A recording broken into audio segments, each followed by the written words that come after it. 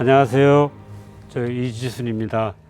오늘 제가 여러분하고 말씀을 나누고 싶은 주제는 인간 해방인데, 인간 해방이 무엇인지에 대해 설명하고 그게 어떻게 인류의 발전을 가져왔는지 설명드리려고 합니다. 그림을 보고 시작하는 게 좋을 것 같은데요. 지금 이 차트를 보면은 이거는 뭐냐면은 1인당 GDP를 기록한 겁니다.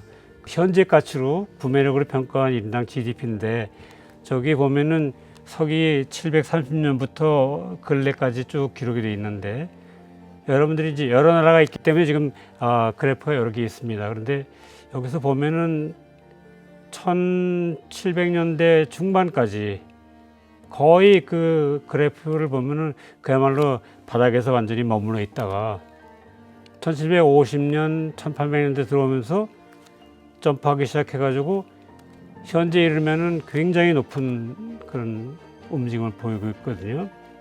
이 얘기는 무슨 얘기냐 하면은 인류가 오늘날 정말 사람답게 살고 있는 것은 극히 최근의 일이다, 이런 걸 보여주고 있습니다. 그러니까 인류 역사에서 보면은 뭔가 1750년 또는 80년 그 사이에 아주 큰 변화가 일어났다는 이제 보여주는 증거인데, 이게 도대체 왜 그런 일이 일어났을까? 근데 지금 이제 730년이지만은 사실은 데이터를 또 경제학자들이, 역사가들이 쭉 연구를 보면은 저거를 서기 0년 또는 마이너스로 몇천 년 전으로 거슬러 올라가도 전혀 변화가 없습니다. 사실은 그 한 만 년 전부터 농경 목축 시대가 시작되고서 AD 제로, 그때까지 보면은 인류의 평균 소득은 500불 정도였습니다. 현재 가치로. 그랬던 것이 소위 얘기하는 산업혁명 전야에 1000불 정도로 늘었습니다. 근데 지금은 18,000불을 넘습니다. 1000불에서 18,000불 된 게 300년도 안 되는 기간입니다. 몇 가지 관찰에 대해서 말씀드리고 있는데, 첫 번째 우리가 볼 수 있는 데이터는 인류사가 300년 정도 기간에 굉장히 달라졌다, 그전하고는. 두 번째 그림인데, 이거는 이제 아까 그거를 조금 더 근대로 거슬러 올라가서 보여준 겁니다. 제일 위에 있는 거는 이제 미국이고, 그 다음에 일본, 영국 이렇게 있는데, 특히 그 사우스 코리아를 보면은 1960년대까지는 그야말로 바닥에 있었습니다. 그러니까 1인당 소득으로 보면은 지금 가치로 환산해서 남한의 경우 1960년대 초반까지는 거의 한 1000불에서 2000불 사이. 근데 지금은 그 구매력을 평가하면 45,000불이 됐습니다. 저거는 뭘 보여주냐면은 대한민국이 굉장히 발전했다는 걸 보여주는데, 이 얘기는 말하자면 어떤 나라들은 쭉 잠잠하게 정체되어 있다가도 어떤 일이 계기가 돼서 경제 발전에 돌입한다, 이런 거를 보여주는 걸 볼 수 있습니다. 그다음에 이제 세 번째 관찰은, 이 그림은 남한과 북한을 보여주는 겁니다. 그 데이터가 이제 물론 20세기 전반으로 가면은 정확성은 좀 떨어지는데, 여기서 보시면 북한의 경우가 이제 그 밑에 있는 수치입니다. 역시 1인당 소득을 얘기합니다. 남한의 경우하고 북한의 경우 보면은 1960년대, 70년대 초반까지는 북한이 사실은 조금 더 잘 살았습니다. 그런데 지금 와가지고는 아까 얘기했듯이 남한은 1인당 소득이 구매력으로 평가하면은 한 45,000불 정도 되는데, 북한은 아직도 2,000불이 안 됩니다. 그럼 그 얘기는 뭐냐면은 60년 전만 하더라도 남한, 북한 다 세계에서 가장 가난한 나라 중에 하나였었는데, 지금 남한은 선진국 대열에 오른 아주 잘 사는 나라가 됐고, 북한은 아직도 굉장히 가난한 나라에 머물러 있다, 이런 걸 보여주고 있습니다. 그럼 이제 이런 예는 사실 굉장히 많이 볼 수 있습니다. 가령 일본만 하더라도 여러분 잘 아시지만 명치유신 전에는 가난하던 나라가 유신을 계기로 해서 발전하기 시작해서 선진국이 된 거죠. 또는 중국을 예를 들면, 중국의 경우에는 모택동 치하의 중국은 굉장히 가난한 나라였습니다. 그러다가 등소평 들어오면서 이제 개혁 개방을 통해 가지고 지금 상당히 발전하고 있죠. 그래서 이거를 보여주는 거는 뭐냐면은, 지금까지 가난하던 나라도 어떤 일이 계기가 되면은 경제 발전에 돌입할 수 있다는 걸 보여줍니다. 그러면 그 비결이 뭐냐? 이게 이제 말하자면 제가 말씀드리려는 건데, 가설은 이제 이런 겁니다. 결국 인류가 오늘날 같이 잘 살게 된 것은 그 경제 발전한 이유는 결국 사람들이 열심히 노력해서 된 건데, 그러면 왜 지난 300년 동안에 그렇게 한 사람들이 그동안 수천 년 동안 또 수만 년 동안을 그렇게 안 했느냐, 이게 이제 중요한 질문이 되잖아요. 근데 그 해답은 사실은 세계사적으로 보면은 지금부터 한 300년 전 또는 길게 보면은 한 500년 전부터 서양에서 어떤 중요한 변화가 일어나기 시작했습니다. 그건 뭐냐면은 아주 소수만, 왕이나 귀족만 자유롭게 부유하게 살던 그런 세상이 모든 사람이, 일반 평민, 기층민들 모든 사람이 자기 것을 가질 수 있고 또 자기가 원하는 대로 살아갈 수 있는 세상으로 바뀌기 시작했습니다. 그래서 이렇게 모든 사람이 누구나 신분의 차이 없이 자기 것을 소유할 수 있고 자유롭게 살아갈 수 있는 세상이 되는 것을 제가 이제 인간 해방이라고 부르는 겁니다. 결국 가설은 뭐냐면 인간 해방이 인류사에 큰 변화를 가져왔다, 그런 얘기죠. 그럼 그거를 대한민국에 적용시키면은 남한을 놓고 보면은 우리가 이제 조선 시대를 살다가 일제 식민지, 사실은 굉장히 자유롭지 않은 그런 사회였었거든요. 여러분들이 생각해 보면은 사실은 조선 시대나 일제 시대에 보통 사람들은 노예나 마찬가지 속박 속에서, 억압 속에서 또 자기 거를 마음대로 가질 수 없는 그런 삶을 살았습니다. 그런데 대한민국이 두 가지, 자유민주주의라는 건 누구나 정치 활동에 참여할 수 있는 그런 자유를 가진 거죠. 권리를 갖는 거고. 그 다음에 자유시장 경제의 핵심은 사유재산권하고 그 다음에 자유롭게 행동할 수 있다는 거죠. 이제 그걸 근간으로 해서 대한민국을 건설한 겁니다. 그것이 물론 금방 효과가 나타나지 않으니까는 한 10년 정도 이제 국가를 틀을 짜느라고 사실은 이승만 정권 때에 큰 고통을 겪고 4.19니 5.16을 겪게 된 거죠. 그런데 그 이후에 이제 경제가 사람들이 우리도 잘 살아보자. 그리고 그런 기회가 주어지니까 누구든지, 제가 말씀드린 강조하는 건 누구라는 건 뭐냐면 모든 사람입니다. 너는 안 돼 이런 게 없이 누구나 할 수 있는 세상이 된 거죠. 그래서 그것이 오늘날 대한민국을 잘 살게 만든 원동력이다 이렇게 생각합니다. 그거를 인류사에 비춰보면은 그런 일이 영국에서 제일 먼저 일어났습니다.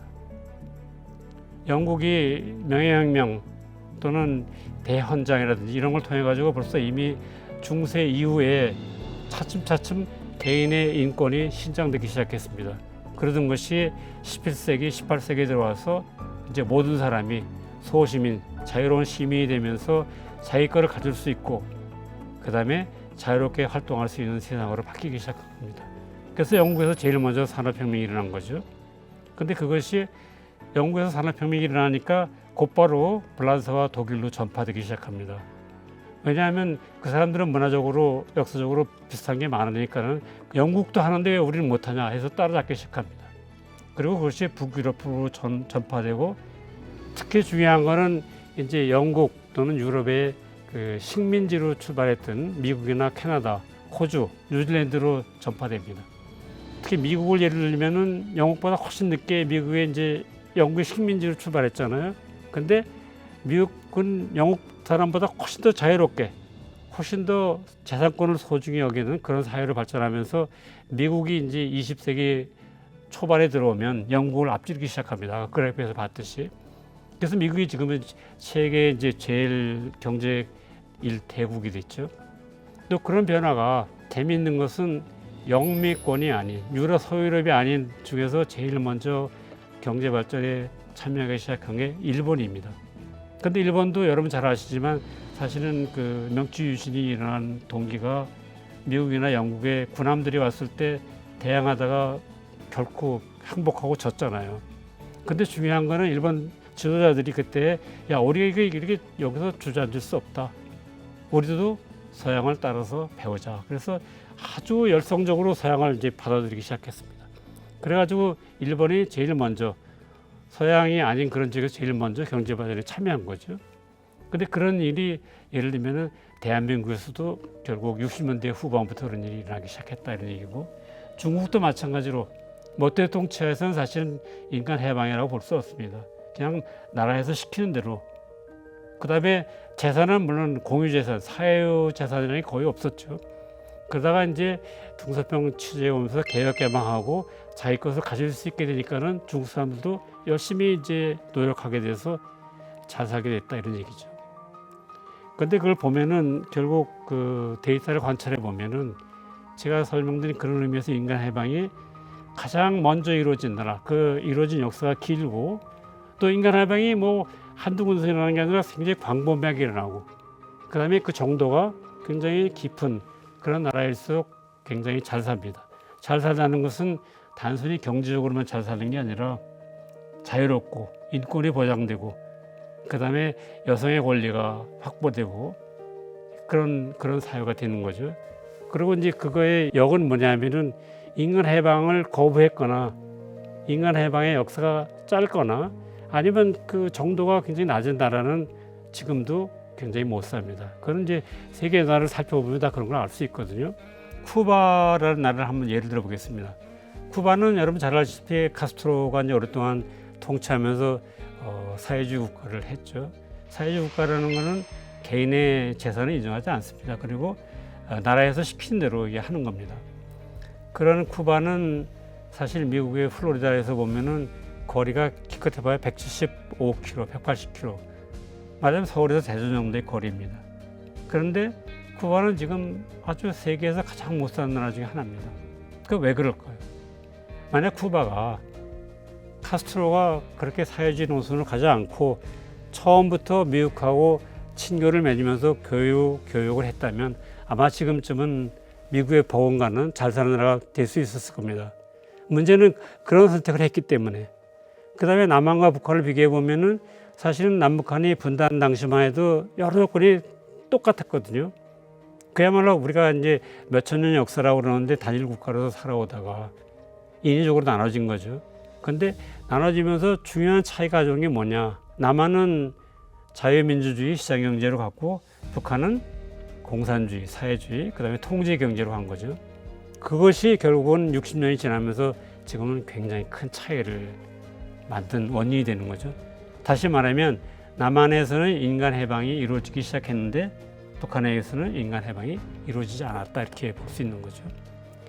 그래서 결과적으로 현재 남한은 자유롭고 풍요로운 사회.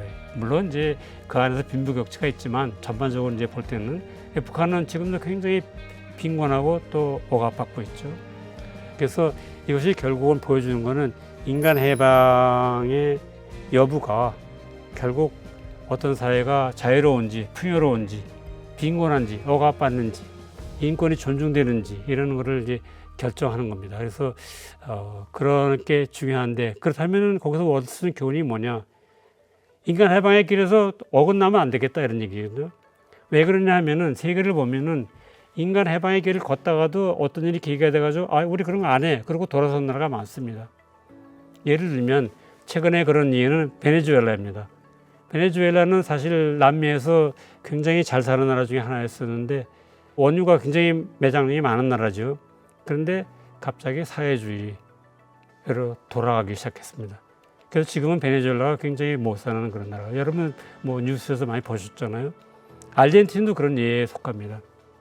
그래서 결국 교훈은 뭐냐 하면은 인간 해방을 계속 지켜나가야 된다. 거기서 후퇴하면은 나라가 나락에 빠지는 것은 시간 문제다. 그런 얘기를 볼 수 있죠.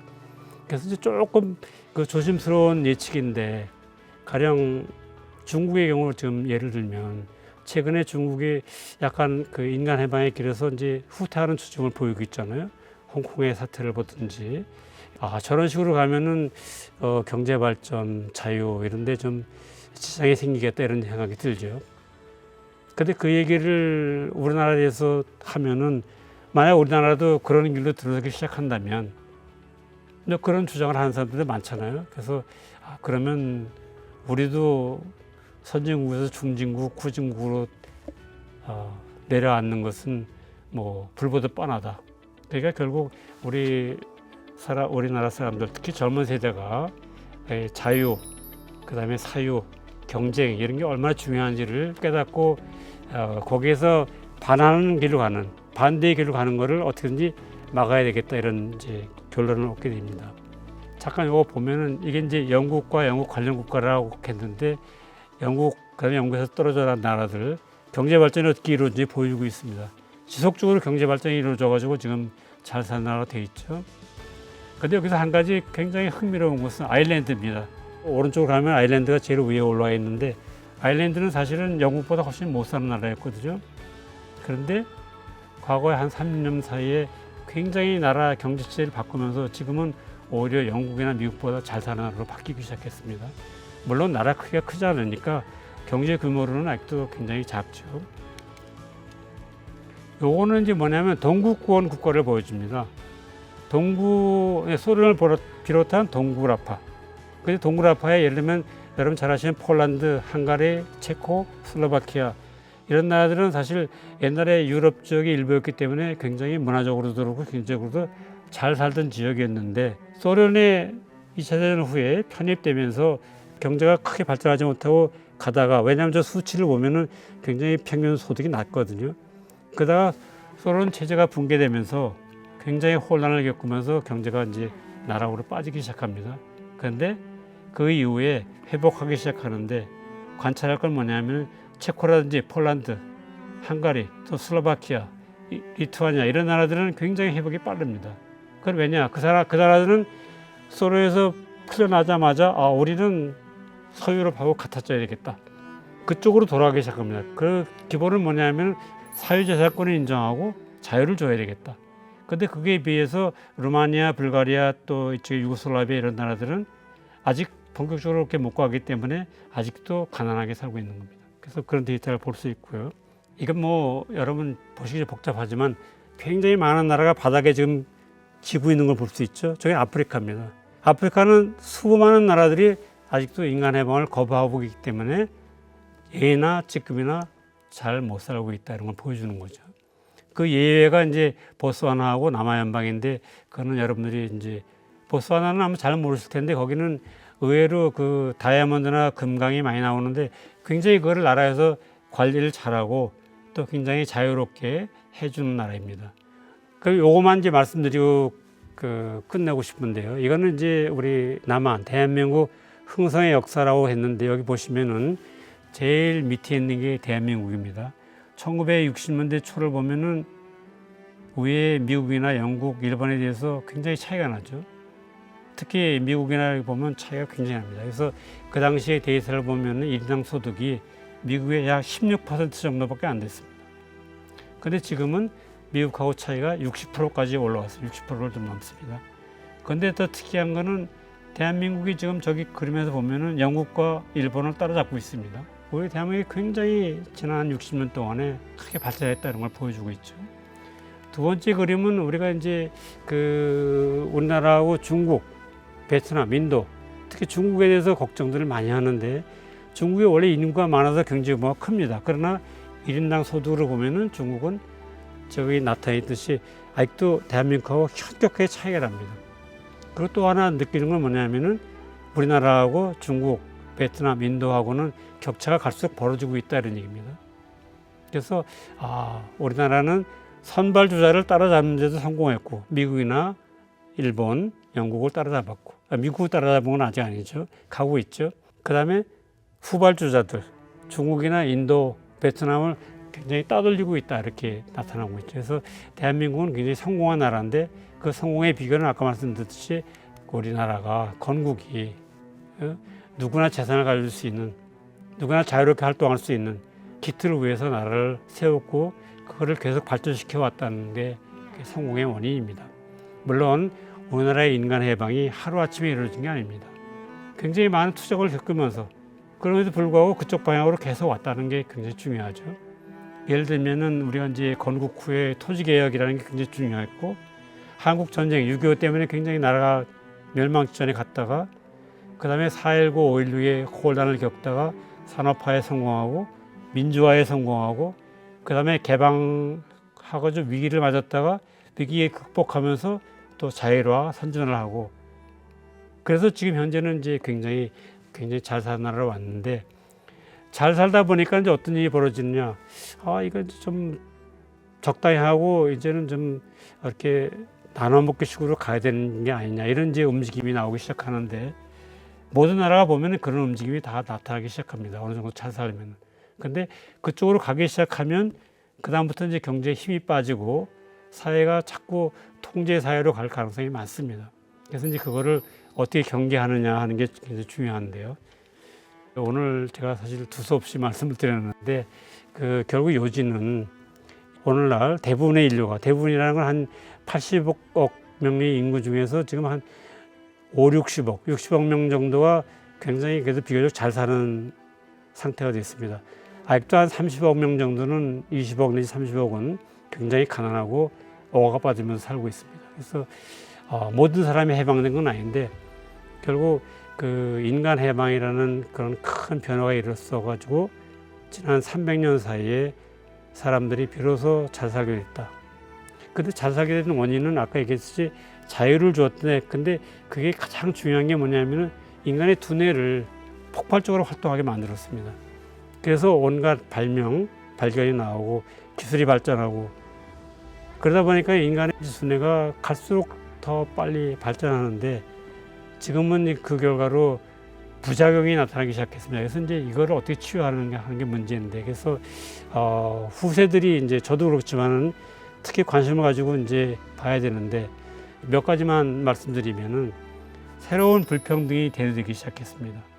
아주 부자와 빈자 한 나라 안에서 또 부자 나라와 가난한 나라 세계에서 가장 잘 사는 나라와 못 사는 나라의 소득 차가 지금 100배가 넘습니다.